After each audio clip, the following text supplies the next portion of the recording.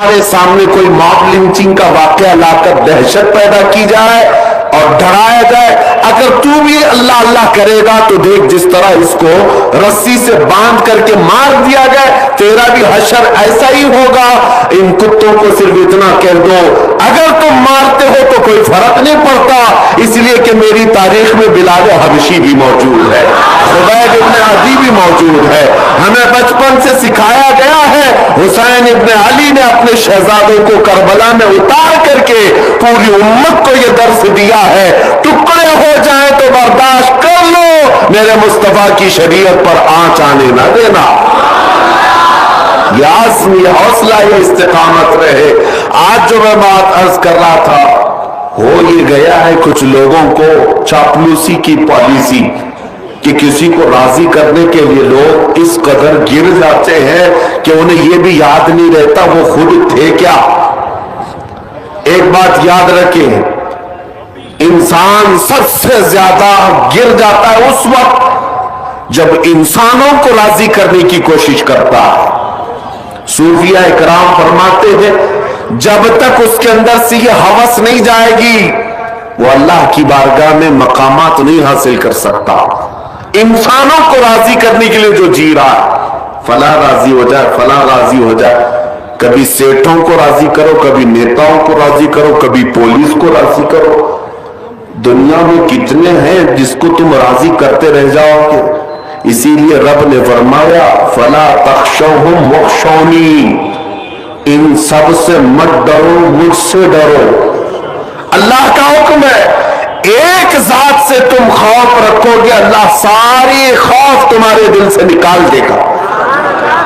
دنیا کا ڈر تمہارے سینے سے اللہ نکال دے گا۔ جینا ہے اس لیے کہ مجھے پیدا کیا ہے میرا مولا، مجھے موت دے گا میرا مولا، مجھے رزق دے رہا ہے میرا مولا، مجھے کھلاتا پلاتا ہے میرا مولا، مجھے سانسیں دیتا ہے میرا مولا۔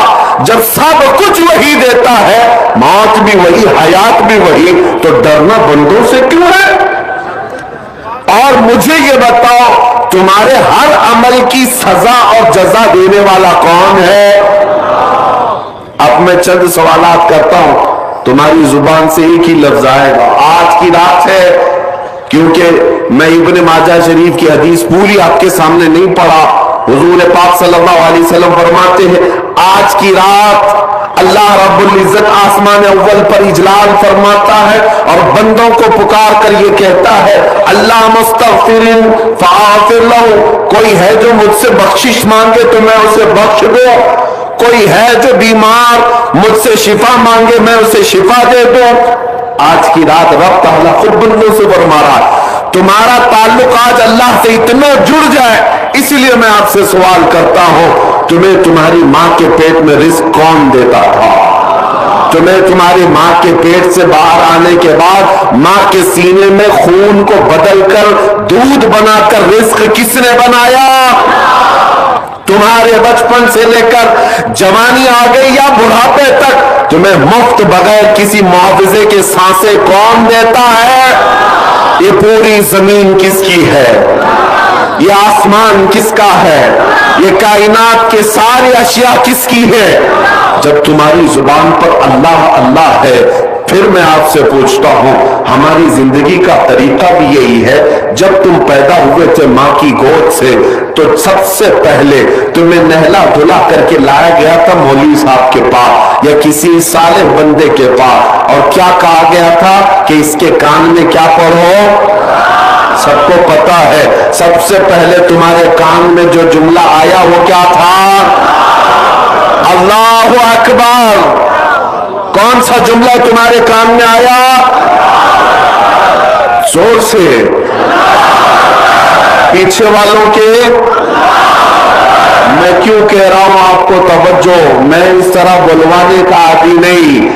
آپ زندگی میں شروعات کر رہے ہیں جس جملے سے اللہ اکبر، جس کا مطلب کیا ہے؟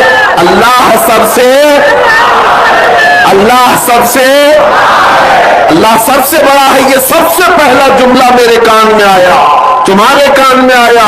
اب پھر جب ہوش آیا تھا تو جس محلے سے گزرو مسجدوں کی آوازیں یہی پکارتی تھی اللہ اللہ سب سے بڑا ہے. میں یہ آواز سن کر کے مسجد میں اندر گیا, امام صاحب مصلی پر کھڑے تھے, تکبیر باندھا تو کیا کہہ کر, اللہ سب سے بڑا ہے, اللہ سب سے بڑا ہے. میں تو ہاتھ باندھ کر کھڑا ہوا, کسی کے سامنے جھکتا نہیں تھا.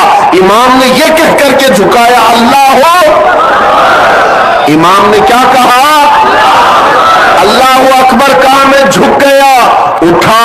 پھر اس کے بعد ہم تو پیشانی کس کے لیے رگڑتے تھے, نہیں رگڑتے, لیکن امام نے جب یہ کہا اللہ اکبر, میں نے پیشانی بھی رکھ دیا.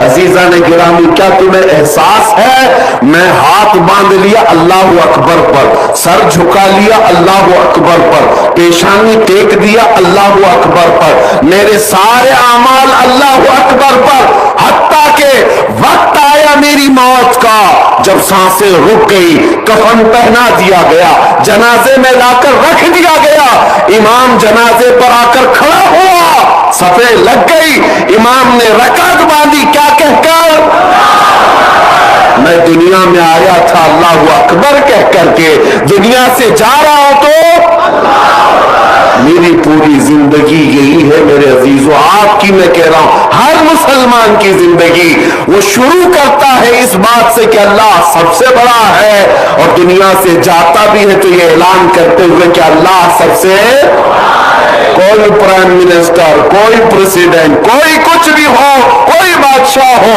ہوگا 4 سال کا, ہوگا 5 سال کا, لیکن ہر زمانے میں ہر وقت اللہ سب سے بڑا ہے, اللہ.